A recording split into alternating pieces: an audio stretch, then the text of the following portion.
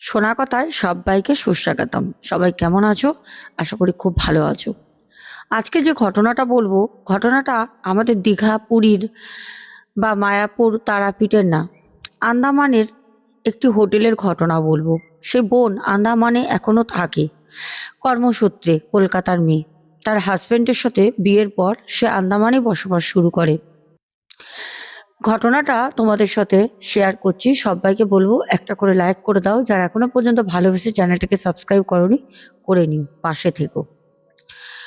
আন্দামানে যে বোন থাকে তার কিছু ব্যক্তিগত প্রবলেম ছিল। বিয়ের প্রায় অনেকটা বছর হয়েছে, 3 বছর প্রায় তো হয়েই গেছে, 3-4 বছর। ওদের বেবি কোনোভাবেই কনসিভ করতে পারছে না। অ্যাকচুয়ালি ও কলকাতাতেই থাকতো, তার স্বামী কলকাতাতে কাজ করতো একটা জায়গায়। কিন্তু শ্বশুর বাড়ির প্রত্যেক দিনে শাশুড়ি মা, ননদের, আশেপাশের লোকের একই গুঞ্জন, একই কথা যে কবে তোদের একটা সন্তান হবে। যার কারণে তারা ডাক্তার তো অনেক দেখায়, ডাক্তার কোনো রকম কোনো কিছুই পায়নি রিপোর্টে। আমাকে যে বোনটি তার জীবনের ঘটনাটা বলে, সেই বোনের হাজবেন্ড তখন বলে যে তাহলে চলো, আমাদের আন্দামানে একটা কাজের কথা হচ্ছে, ওখানে চলে যাই। আমরা দুজন ওখানে চলে যাই, ওখানেই থাকবো। কারণ এখানে যখন ছেলে বৌমার থেকে বেশি দরকার একটা নাতি নাতনির বেশি দরকার, তাহলে আমাদের এখানে থেকে কোনো লাভ নেই। যখন নাতি নাতনি হবে ওনাদের, তখন আসবো। হ্যাঁ, আমাদের এখানে বোনের নাম আমি রিমা দিলাম। রিমা তখন বলে, দিদি ভাই, আমার স্বামী আর ওখানে আমাকে রাখতে চায়নি। স্বামীর কথা মতো ওর যেইটুনি কলকাতার কাজটা অনেকদিন ধরে ও ছাড়বে ছাড়বে করছিল, তো আমরা ওখান থেকে আন্দামান আসলাম। আন্দামানে যেই হোটেলে আমার হাজবেন্ডের কাজ হয়, সেই হোটেল থেকে পুরো প্লেনের ভাড়া থেকে যাবতীয় খরচা তারা দেয়। এবার আমরা আন্দামান যাওয়ার পর সেই হোটেল থেকেই আমার স্বামীকে আমাকে বলা হয় যে এই হোটেলেই একটা আমাদের ছোট্ট রুম দেওয়া হবে, যেখানে আরও অনেকেই স্টাফরা থাকে। কিন্তু কথা হচ্ছে, আরও যারা স্টাফরা থাকে তারা কিন্তু সবাই একা থাকে, কারোর বউ থাকে না। কিন্তু যেহেতু আমার বাড়িতে একটুখানি প্রবলেম, সমস্যার কারণে আমাকে আমার স্বামী সাথে করে নিয়ে যায়। ও বললো, তুমি এখানে তো থাকলে হবে না, তোমাকে আমার সাথে যেতে হবে। তো মালিককে বলা হয়েছিল, ওই হোটেলের মালিক তাতে সহমত পোষণ করেন, বললো ঠিক আছে, তুমি তোমার বউকে নিয়ে আসো।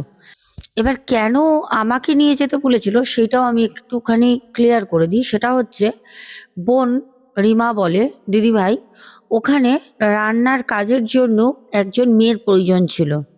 তো যিনি রান্না করেন, একজন মহিলা আছেন, বয়স্ক একটু মহিলা, একজন না, একজন রান্না তো একজন করেন, কাটা বাটা তার জন্য আর দুজন রয়েছে। তো আমাকেও তারা বললো জল আনার জন্য, ধোয়াধুয়ির জন্য একটা মেয়ে লাগবে। তার জন্য বলেছিল যে তোমরা যদি এখানে এসে থাকো, তোমাদের তো আমি হোটেলে একটা রুম দিয়ে দেবো, তোমার বউ এই ধোয়া, জল আনা এইসব কাজে থাকবে, সবজি টবজি ধোয়া, বাসন ধোয়া এইসব। আর তুমি হোটেলে কাজ করবে। আমাকে বোন বলে, দিদি ভাই, মানে আমার শ্বশুর বাড়িতে থাকতে পারছিলাম না বলে আমরা আর একটি বারও কিছু ভাবিনি, আমরা সোজা চলে যাই। যাবার পর আমাদের একটা রুম দেওয়া হয়, আমরা ওই রুমে থাকি। আমাদের ছোট্ট সংসার, আমাদের কোনো অসুবিধা ছিল না, উল্টে আমরা অনেক ভালো ওখানে থাকছিলাম। কারণ খাওয়াটা হোটেল দিয়ে হয়ে যেত, থাকাটা হোটেলেরই মালিক দিয়েছিল একটা কামরা আমাদের, থাকতাম। আর আমাদের কাজের ফাঁকে একটা দিন ছুটি থাকতো। মানে কিরকম, আমার কাজটা অন্য কেউ করতো, আবার তার ছুটি যেদিন থাকতো সেদিন তার কাজটা আমি করে দিতাম। আমরা এরকম করে ছুটি নিতাম। 2 মাস পর সবার সাথে খুব ভালো পরিচয় হয়ে গেছে, তা আমরা এরকম করে ছুটি নিয়ে একটা দিন আমরা খুব ঘুরতাম। আন্দামান খুব সুন্দর একটা জায়গা, মানে আন্দামানে যারা গেছো জানবে। আমাদের বোন বলল, দিদি ভাই, আন্দামানের মতো এত সুন্দর জায়গা আমি এর আগে কোনোদিন দেখিনি। মানে পাহাড়, সমুদ্র, জঙ্গল, খুব সুন্দর নেচার। ওখানে সমুদ্র জলটা পুরো নীল। দিদিভাই, আমি আর আমার হাজবেন্ড খুব ঘুরতাম, খুব ঘুরতাম। একটা দিন ছুটি করতাম, সারাটা দিন ঘুরতাম দিদিভাই। তো যেই হোটেলে আমরা কাজ করছি 2 মাস হয়ে গেছে, আমরা সেই হোটেলের বিষয় আমরা জানতেই বা যাবো কেন? আমার হাজবেন্ড হোটেলের চাদরগুলো চেঞ্জ করতো, বালিশ চাদর এগুলো ও কাজ করতো, ঘরটা ঝাড় দিত। তবে টয়লেট পরিষ্কার করার অন্য একটি ছেলে ছিল। আর আমি করতাম ধোয়া কাটা মোছা এসবের কাজ। তো দুজনে ভালোই করছি। হঠাৎ একদিন আহ, রাতের বেলা মানে আমার হাজবেন্ডের সাথে ওখানে যারা স্টাফ ছিল তাদের প্রোগ্রাম হলো, আজকে রাতে বিয়ার পার্টি হবে। তো ওই সময়টা না আন্দামানের সিজন না, মানে লোকজন তখন খুব কম সংখ্যক যায়। বলছে দিদি ভাই তোমাকে কি বলবো, যেই দিনকে আমার হাজবেন্ড রাতের বেলা বন্ধুদের সাথে বিয়ার খাওয়ার পার্টি করে, সেই দিন একটা হোটেলের বিষয় সত্যি জিনিস আমরা জানলাম, যেটা আমরা সত্যি সত্যি জানতাম না, আমাদেরকে কেউ বলেনি, কেউ না। 2-2.5 মাস হয়ে গেছে, কেউ বলেনি। সেটা হচ্ছে সেদিনকে আমার হাজবেন্ড যখন সবার সাথে বসে ড্রিঙ্ক করছে, হঠাৎ করে আহ, একজন পুরনো স্টাফ সে আমার হাজবেন্ডকে বলল, এ রাজেশ, জানিস একটা ঘটনা আমাদের এই হোটেলে ঘটেছিল। তো তখন আমার হাজবেন্ড বলে যে কি ঘটেছিল, কি হয়েছে? বিয়ার খাচ্ছে সবাই, এ তো বিয়ারে তো আর সেরকম নেশা হয় না, তবে একটা করে না, যে যতটা পারে খাচ্ছে, ওখানে বিয়ারের দাম কম। বলছে দিদি ভাই, আমার হাজবেন্ডকে ওই ছেলেটা বলে আমরা যে হোটেলে রয়েছি, ও সেই হোটেলেই রয়েছে, ও কিন্তু সেই হোটেলেই আছে। ছেলেটা বলছে দিদি ভাই, ওই ছেলেটা আমার হাজবেন্ডকে বলছে আমাদের এই হোটেলে আমরা যে কাজ করছি, এই হোটেলে জানিস 3 তলার কোণের ঘরটায় কখনো দেখবি কাউকে থাকতে দেয় না, সবসময় তালা দেওয়া থাকে। তো তখন আমার হাজবেন্ড ওকেই বলছে রাজেশ রাজেশ করে, ও না মুখের দিকে তাকিয়ে রয়েছে। আসলে আমরা তো বিষয়টা জানি না, প্রায় 2-2.5 মাস হয়ে গেছে কাজ করছি, কিছুই জানি না। তখন আমার হাজবেন্ড বলে যে হ্যাঁ কি আছে ওখানে? তখন বলল আরে ওই রুমটায় একটা মহিলার আত্মা আছে। তো আমার হাজবেন্ড তো এসব কিছু বিশ্বাস করে না, ও না হা হা করে হাসে। তখন ওই সামনে বসে থাকা যে ছেলেটা প্রচণ্ড রেগে যায় ওর হাসি দেখে। তখন ও বলছে তোকে আমি ভালো কথা বলছি, ওখানে একটা মহিলার আত্মা আছে, তুই হাসছিস। তখন বলছে কি যে আমাকে মিথ্যা কথা বলছো কেন? আমরা কলকাতার ছেলে, আমরা ভয় পাই না, তুমি মিথ্যা কথা বলছো, যদি কিছু হতো মালিক বলতো। বলছে তুই আমার সাথে ফাজলামি করছিস, আমি তোকে বলছি সত্যি কথা, তুই বলছিস মিথ্যা কথা বলছি। যাই হোক, বলার পর আমার হাজবেন্ড তখন, সবাই তো খেয়েছে বিয়ার, আমার হাজবেন্ড একটাই খেয়েছে, ওরা যে যেরম যার মতো খেয়েছে, তখন কেউই জানে না কে কটা খেয়ে আছে। তো আমার হাজবেন্ড তখন বলল যে কি আছে 3 তলার ওই কোণের ঘরে, কে আছে, কি করে মরলো উনি? তখন বলছে আমরাও জানি না। মানে যে কথাটা বলছে সেও তো পুরনো, অনেক পুরনো, সে বলছে আমিও জানি না। এই হোটেল তখন নতুন নতুন সবে বিজনেসের জন্য তৈরি হয়েছে, লোক থাকবে, লোক আসবে পর্যটকের জন্য। এই হোটেলে তখন নতুন নতুন সময় এই ঘটনাটা ঘটে যায়। ওর পর থেকে হোটেলের মালিক ওই 3 তলার কোণের রুমটায় ভাড়া দেয় না। হোটেলে যদি রুম নাও থাকে, সিজনের সময় প্রচুর লোক আসে, প্রচুর লোক আসে আন্দামানে। এত সুন্দর একটা নেচার, এত সুন্দর একটা প্রকৃতি দেখতে প্রচুর লোক আসে। বলছে ওই রুম খুলবে না। তখন রাজেশ মানে বোনের হাজবেন্ড তখন জিজ্ঞেস করে ওই ছেলেটাকে যে তুমি যে এই কথাটা বলছো, তুমি তো জানো, তুমি কি করে জানলে, তোমাকে কে বললো? আমাদের তো কেউ বলেনি, তুমি বললে বলে জানলাম। তখন সেই ছেলেটা বলছে যে আমি জানলাম, আমাকে নিজে মালিক বলেছে। কি করে বলেছে না, ছেলেটা তো বহু বহু মানে মাস ধরে, তো বহু বছর ধরে তো ওখানে চাকরি করে। ছেলেটা একটা সময় বলছে সিজনে প্রচুর লোক, আন্দামানে ভর্তি লোক, মানে আন্দামান বিমানবন্দরে গাড়ি নেই, এত লোক নাবে। এটা হচ্ছে তোমার করোনার আগের ঘটনা। বলছে ওই সময় সেই 2018-19-এর ঘটনা আমি বলছি। কি বলবো, মানে এত লোক নাবে, প্রচুর পর্যটক আসে, হোটেল পুরো বুক, পুরো হোটেল বুক। একটাই রুম কোণে রয়েছে। তো মালিক সেদিনকে এত লোক আন্দামানের এসছে দেখে মালিক খোদ সেদিনকে হোটেলে থাকে রিসেপশনে। তা যখন পর্যটক আরও ঢুকছে তখন মালিক বলছে রুম নেই, ক্লোজ, সব রুম বুকিং হয়ে গেছে। তখন এই যে ভাই, যে রাজেশ ভাইকে ঘটনাটা বলছে, এই ভাই তখন বলে, ভেবেছে মালিকের মনে নেই তিনতলার কোণের রুমটার কথা। বলছে স্যার তিনতলা রুমটা আছে স্যার, ওই রুমটা তো কেউ এখনো নেয়নি। তো মালিক তখন বলেছে না, ওই রুম হয়ে গেছে। কেন, ওখানে আরও গেস্ট যারা রুম নিতে আসে তাদের সামনে তো মালিক কিছু বলতে পারে না, বদনাম হয়ে যাবে, হোটেলে তো লোকই আসবে না। তাই জন্য মালিক তখন বলে যে না, ওটা বুকিং হয়ে গেছে। ভালো কথা। যখন একটা একটা করে রুম, যখন পর্যটক গেস্ট যারা আসছে, গেস্টরা ঢুকছে, তখন প্রত্যেকটা রুমে মোটামুটি লোক চলে গেছে। রাতের বেলা যখন ওই কোণার তিন তলার কোণার ঘরটায় তখনও তালা দেওয়া, তখন সে মালিককে বলে যে স্যার তিনতলা রুমটা তো কোণের এখনো বন্ধ, আপনি বললেন হয়ে গেছে স্যার, এত পর্যটক ঘুরে গেলে একজনকে তো রুমটা দিতে পারতেন। তখন মালিক নিজে, এই যে দাদা ভাই যে বোনের হাজব্যান্ডকে বলে, ওকে ডাকে, ডেকে বলছে তুই এখানে আয়। ও গেছে, বলছে হ্যাঁ স্যার বলুন। তখন বলছে শোন, তুই যে বলছিস যে আহ, এখানে তুই যে বলছিস যে ওই রুমটা ধোয়ার জন্য, ওই রুমটা আমি দেব না কাউকে, কারণ ওই রুমে একটা অঘটন ঘটে গেছে, যেই জন্য ওই রুমটা আমি বন্ধ করে রাখি। কখনো লোকের সামনে এইসব কথা বলবি না।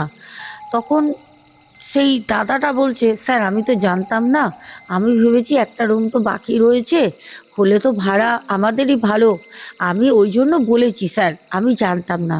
তখন সেই স্যার হোটেলের, উনি বলেন আমি বুঝতে পেরেছি তুই জানিস না বলে তুই বলেছিস, কিন্তু ফার্দার তুই আর বলবি না, বলেছিস বলেছিস, আমি তোকে বলে দিলাম। তখন ও স্যারকে বলে যে স্যার কি হয়েছিল স্যার, ওখানটা আপনি ওইটা বন্ধ করে রেখেছেন কেন? তখন স্যার বলে ওই রুমে একজন হাজব্যান্ড ওয়াইফ এসেছিল, হাজব্যান্ড ওয়াইফই তাদের ডকুমেন্টস সব কিছু সাবমিট করেছিল। বলছে তারা যখন আসে একদম নিউ কাপেল আর কি, হানিমুনে এসেছিল আন্দামানে। কেন আন্দামান তোমাদের প্রথমেই বললাম, এক বিউটিফুল নেচার, বিউটিফুল প্লেস, একদম পিস অফ মাইন্ড হয়ে যাবে তোমার ওখানে গেলে। বলছে হঠাৎ করে আমি দেখলাম ওরা দুজন খুব হ্যাপিলি ম্যারিড, আনন্দ করতে করতে, খুব এনজয় করতে করতে ভিতরে গেল। দেন এক সপ্তাহের জন্য বুকিং করে, এক সপ্তাহে তারা চুকিয়ে এনজয়মেন্ট করে। দেন হোটেলে নানা রকম খাবার অর্ডার করতেই থাকে, ডেকোরেট করতে থাকে রুম বেড। তারা হানিমুনে আসে যেহেতু, যেরকম আমাদের অর্ডার দিয়েছে হোটেল দিয়ে, সেরকম ওদেরকে আমরা প্রোভাইড করেছি সার্ভিস। তারপর হঠাৎ করে ঠিক 5 দিনের মাথায়, 7 দিনের জন্য বুকিং করে 5 দিনের মাথায় দেখলাম ওরা আর রুম থেকে বেরোচ্ছে না। যারা প্রায় ঘুরছে ফিরছে আনন্দ করছে, এত হঠাৎ রুম থেকে বেরোচ্ছে না। এবার যেহেতু আমরা তখন মানে যে হোটেলের ওনার, উনি তখন মানে রিসেপশনেই থাকতেন, নতুন নতুন ওপেনিং করেছে হোটেল তখন। আর যখন এই ঘটনাটা ঘটে সেটা সাল ছিল 2000-এ হোটেলটা ওপেনিং হয়, আর ঘটনাটা ঘটে যায় 2001 সালে। তখন নতুন নতুন মালিক নিজেই থাকতো, খুব কম সংখ্যক স্টাফ নিয়ে হোটেলটা শুরু করে। বলছে মানে ওরা আর বেরোচ্ছে না বাইরে। এবার ভাবছে হোটেলের লোকজন যে কি হলো, বাইরে বেরোচ্ছে না কেন, কি কি ব্যাপার।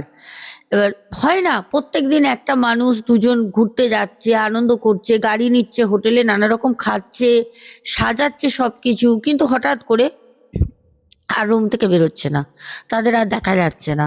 তো মালিক ওই কম সংখ্যক স্টাফদের জিজ্ঞেস করে যে কি ব্যাপার। ওই সময় সেই ভাইটা মালিককে জিজ্ঞেস করে যে স্যার কি ব্যাপার। তখন মালিক বলে যে দেখ, আমি 2000 সালে হোটেলটা নির্মাণ করাই। তারপর আমি 2000 সাল থেকেই একদম এন্ডের দিক থেকে আমি হোটেলে গেস্ট আসে আমি বিজনেস শুরু করি। 2001 সাল যখন পরে তখন এই দম্পতি হাজব্যান্ড ওয়াইফ হানিমুনে আসে আন্দামানে। আর তারা ভালো ছিল। 5 দিনের পর থেকে যখন দুজনকে আর দেখা যাচ্ছে না বাইরে, তখন ওই হোটেলের মালিক বলে, আমি তখন যারা স্টাফ ছিল তাদেরকে বলি, কি ব্যাপার, ছেলেটা মেয়েটাকে দেখা যাচ্ছে না তো? তখন তারা বলল, আহ, আগের দিন তারা রাতে ডিনারটাও অর্ডার করেনি হোটেল থেকে। তো জানতে চাই কেন? তখন যারা বয় আছে তারা বলে, স্যার বলতে পারবো না, রাতে তারা তো বেরোয়ও নি যে বাইরে দিয়ে খেয়ে এসছে, এরকমও না, হয় না? একটা হোটেলে আছো, খাচ্ছ, হোটেলে নানা রকম সার্ভিস নিচ্ছ, দেন হঠাৎ করে যদি না নাও তখন হোটেলের লোক ভাবে যে কি ব্যাপার, আজকে 2 দিন 3 দিন ধরে তো ভালোই হোটেলে অর্ডার করছিল, খাচ্ছিল, বিলটাও তো বাড়ে না, তো মালিক তো সেখানে চিন্তা করবেই। হঠাৎ করে সে যদি অর্ডার দেওয়া বন্ধ করে দেয়, সব কিছু চুপচাপ রুমের মধ্যে রয়েছে, বেরোচ্ছেও না, তো মালিকের তো সেখানে চিন্তা হবেই। বলছে, আমরা বুঝতেও পারিনি, আমরা ভাবলাম নতুন বিবাহিত জীবন, আহ, হয়তো রাগারাগি হয়েছে, বেরোচ্ছে না বা কিছু।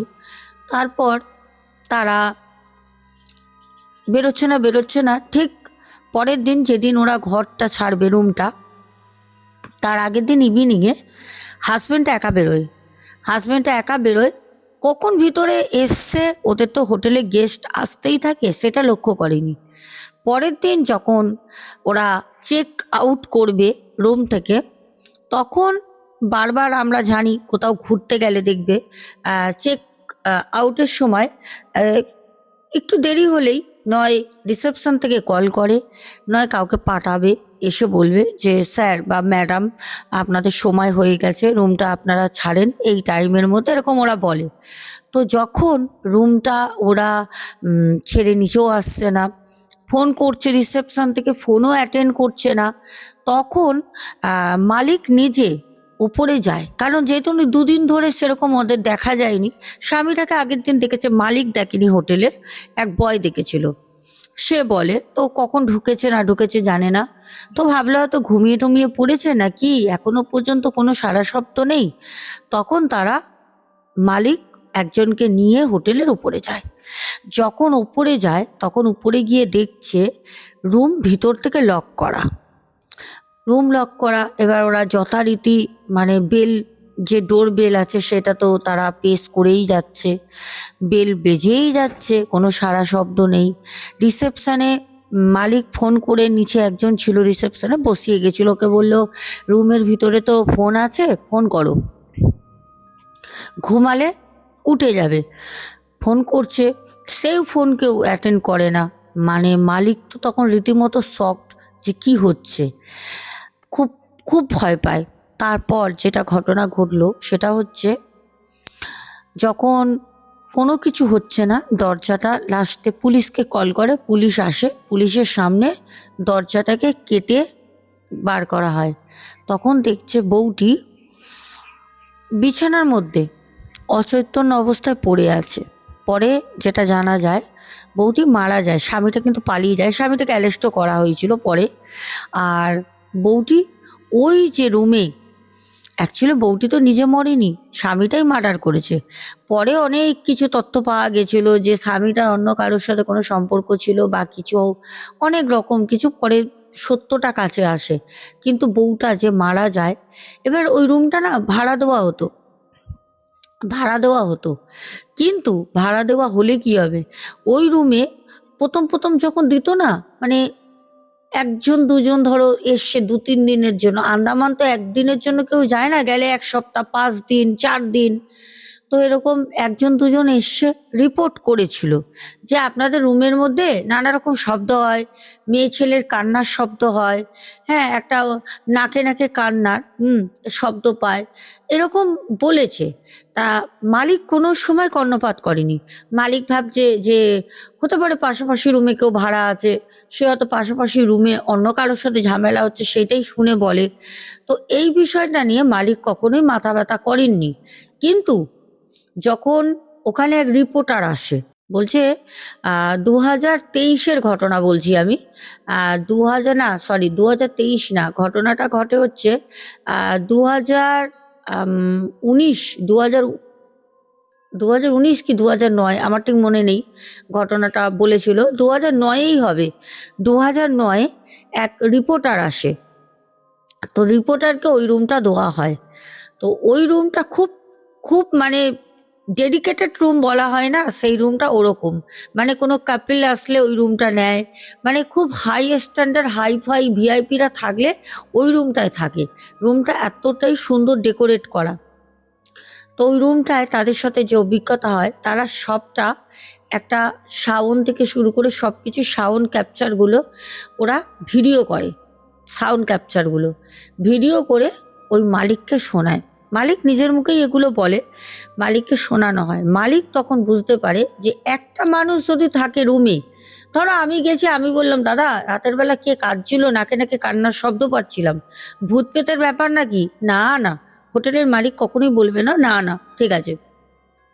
কিন্তু হোটেলের মালিকের মাথায় সেটা থাকলো। এরপর হোটেলের মালিকের কাছে যদি এটা রিপোর্টের পর রিপোর্ট হতে থাকে, তখন তো সে বুঝতে পারে, আবার ভয়েস ভিডিও করে দিচ্ছে। তাহলে এই হচ্ছে আজকে আমাদের ঘটনা।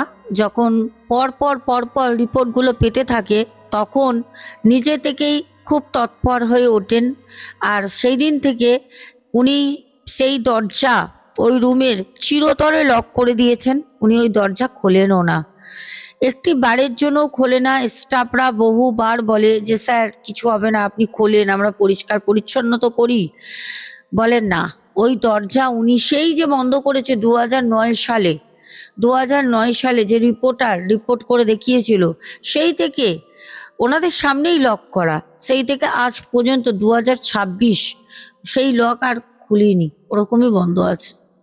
এটা হচ্ছে আমাদের আন্দামানের ঘটনা। হোটেলের নাম আমাকে কেউ জিজ্ঞেস করবে না, কারণ হোটেলের নাম যে বোন বলেছে সেও বলেনি, কারণ সেও আর তার হাজবেন্ড ওখানে যথারীতি এখনো কর্মরত কাজ করে, তাই জন্য নাম আমি বলতে পারবো না। ওকে, চলো এবার আমি তোমাদের শোনা কথায় কারা কারা সুন্দর সুন্দর কমেন্ট করেছো একটু পড়বো। তোমরা অনেকেই শোনা কথায় হুগলির যে কারখানাটার কথা বলেছি জানতে চেয়েছিলে। দেখো আমার প্রিয় দর্শক বন্ধুরা, তোমাদের একটা কথা বলি, আমাকে যারা অনুমতি দেন যে হোটেলের নাম বলো বা কারখানার নাম বলো বা কোনো বাড়ির এখানে বাড়িটা অবস্থিত প্রপার অ্যাড্রেস বা কিছু তাদের নাম যদি বলতে বলে, আমি তাদেরগুলোই বলতে পারি, ঠিক আছে। আমাকে যারা একদম নিজেরা বলে যে দিদিভাই বলবেন না, এতে আমাদের অসুবিধা আছে, আমরা সেগুলো বলতে পারি না। প্রথম কমেন্ট করেছো অ্যাঞ্জেলিনা সোরেন, শ্রিঙ্কা বণিক, নীলিমা মজুমদার, প্যান্থার গেমিং বয়টি। তারপর কমেন্ট করেছো একটু দেখে নি, হ্যাঁ, এই প্রসঙ্গ নিয়ে আমি তোমাদের সাথে আবারও একটু বলবো যে আমাদের ধিতিপিয়া বলে একজন কমেন্ট করছিল বারবার, যাকে আমি বলেছিলাম যে আমার চ্যানেলে ভিডিও যদি পছন্দ না হয় না দেখুক, অসুবিধা নেই, কিন্তু কারোরই বাবা মা তুলে এখানে অদ্যব্য ভাষায় নোংরা ভাবে কথা বলা আমার চ্যানেলে আমি সেটা কোনোভাবেই একসেপ্ট করব না। যা আমার চ্যানেলে এসে কারোর বাবা মা তুলে কেউ বাজে কথা বলুক, ঠিক আছে, কার চ্যানেলে গিয়ে কে কি করে আমার দেখার দরকার নেই, চ্যানেলটা আমি চালাই। কারণ আমার পরিবার কিভাবে চালাবো সেটা আমার পুরোটাই সহমতে চলবে, ঠিক আছে। আমার পরিবারে এসে কেউ হস্তক্ষেপ করবে বাইরের লোক, সেটা তো আমি মেনে নেবো না। তো তার কথা মতো একজন, আমি জানি না এটা ওরই আইডি নাকি,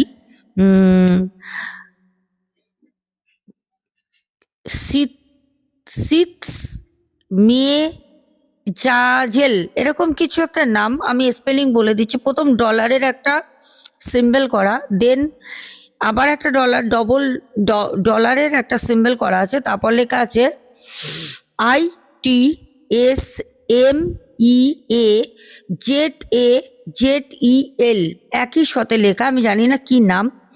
আচ্ছা, ও আমাকে বলেছে, ঠিক বলেছে ধিতিপিয়া, বাবা মা খারাপ হলে তাদের উচিত শিক্ষা দিতে হয়। তাহলে তোমরা ভাবো এখনকার জেনারেশন কোথায় গেছে। বাপ মা খারাপ হলে, আরে বাপ মা তোদেরকে জন্ম দিয়েছে বলে আজকে এত বড় বড় কথা বলছিস, ঠিক আছে? বাপ মা খারাপ ছিল বলেই তোদের জন্ম দিয়েছে, বড় করেছে, পড়াশোনা শিখিয়েছে, ওই জন্য কমেন্ট করার সুযোগটা পাচ্ছিস।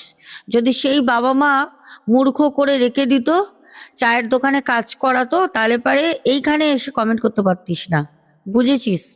তাই জন্য আমার চ্যানেলে কেউ কারোর বাবা মাকে তুলে নোংরা ভাষা নোংরা কথা বলুক, সেটা আমি সহ্য করব না। আর না হলে আমি তাকে চিরতরে হাইড করে দেবো, সে আর কমেন্ট করতে পারবে না, ঠিক আছে? আমি জানিয়ে দিলাম সেটা। আচ্ছা, তোমাদেরকে আমি বললাম যে তার পরিপ্রেক্ষিতে আমি ওকে বলেছিলাম বলে একজন আমাকে এসে উল্টে, কেউ ভালো কথা বলে না যে হ্যাঁ বাবা মাকে জুতো পেটার কথা কেন তুমি বলেছো, ঠিকই তো বলছে দিদি ভাই। কেউ ভালো কথা বলে না, উল্টে বলছে হ্যাঁ বাবা মাকে উচিত শিক্ষা দেওয়া দরকার। তোরা বাবা মাকে উচিত শিক্ষা দিবি, তোদের ভগবান উচিত শিক্ষা দেবে, কারণ তোরাও একদিন বাবা মা হবি, এটা মাথায় রাখিস। তারপর জল্পনা মজুমদার, তারপর DSSB ফ্যামিলি, ডালি দেবনাথ দিদিভাই, রূপা দে, রূপসা শেঠ, পিঙ্কি দাস, জলি হাজরা দিদিভাই, বাংলাদেশ থেকে আব্দুল হক ভাই, বং হিন্দু হেসেল, প্রদীপ দাস, পিন্টু ঘোষ, শ্রাবণী হাজরা, সুজাতা দাস, ফুলেশ্বরী চক্রবর্তী, বাংলাদেশ থেকে মিম, কিষাণু মান্না, বাবন সাহা, সন্তুর দুনিয়া। প্রত্যেকটা কমেন্ট আমি পড়লাম। কারোর যদি খারাপ লাগে আমার কথায়, তাহলে আমাকে ক্ষমা করে দিও।